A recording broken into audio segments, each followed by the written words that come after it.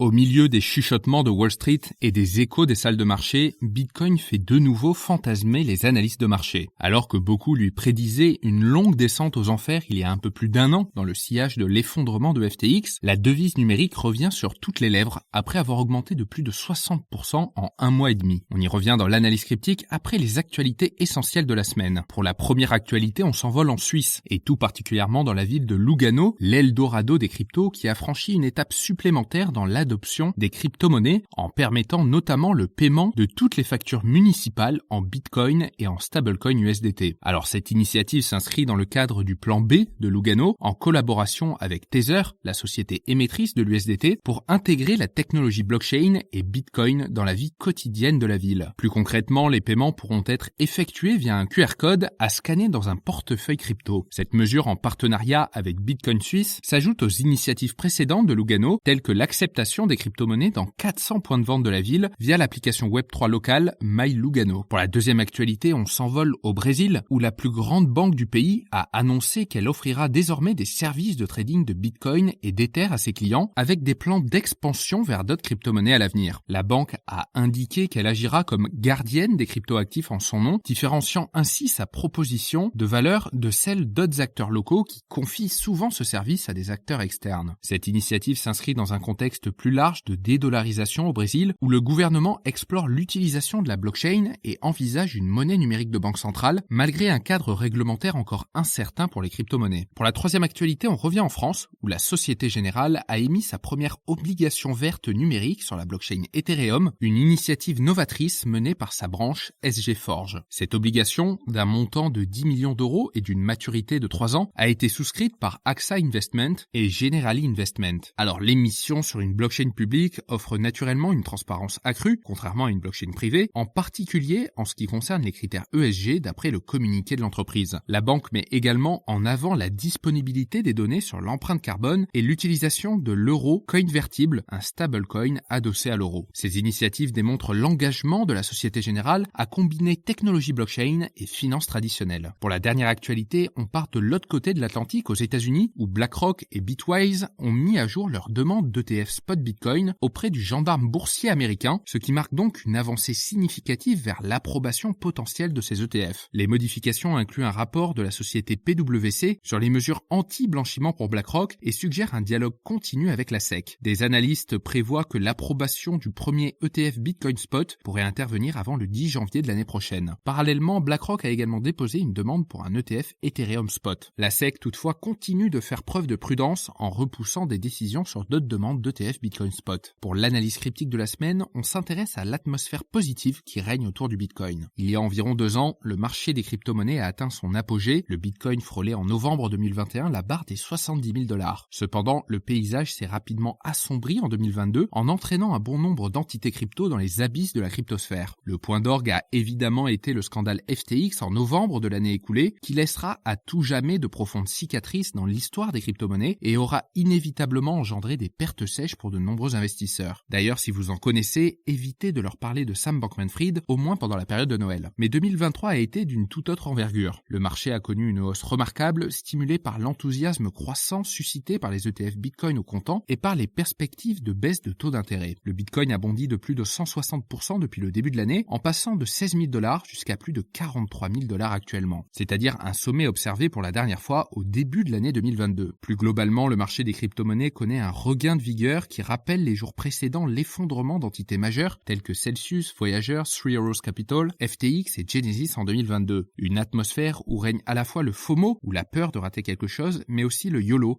c'est-à-dire le sentiment qu'on ne vit qu'une seule fois et il faut la vivre pleinement. Autrement dit, le FOMO et le YOLO est un cocktail explosif qui envoie souvent les investisseurs au casse-pipe. Pendant ce temps-là, les mineurs de Bitcoin, eux, larguent leur BTC pour se refaire une santé. Plus sérieusement, depuis le début du mois de novembre, les mineurs vendent principalement leurs avoirs en Bitcoin en profitant de la récente flambée des prix pour renforcer leurs réserves de liquidité. Mais plus globalement, le secteur de minage de Bitcoin semble prospérer en 2023. Le taux de hachage a atteint des sommets et les mineurs gagneraient en cumulé plus de 14 milliards de dollars en revenus annualisés. Certaines sociétés minières cotées en bourse ont même vu le cours de leurs actions dépasser largement la croissance du prix du Bitcoin. C'est notamment le cas de Marathon Digital à plus 359%, Iris Energy à plus 356%, CleanSpark à plus 356% ou encore Riot Platforms à plus 349%. Une tendance qui se calque sur les précédents cycles. Les actions des sociétés de minage de Bitcoin surperforment lorsque le Bitcoin s'envole. En revanche, elles chutent bien plus lourdement lorsque le Bitcoin décroche. Avec les prouesses marketing de BlackRock, Fidelity et Franklin Templeton qui soutiennent les ETF Bitcoin Spot, beaucoup s'attendent à un afflux substantiel de capitaux dans le secteur des crypto-monnaies. Toutefois, la question de savoir si cela se traduira par une reprise durable du marché jusqu'à pulvériser les records historiques du Bitcoin reste un sujet de débat. Voici ce qu'il fallait retenir dans l'actualité des crypto-monnaies cette semaine et on se retrouve la semaine prochaine pour un nouveau tour d'horizon.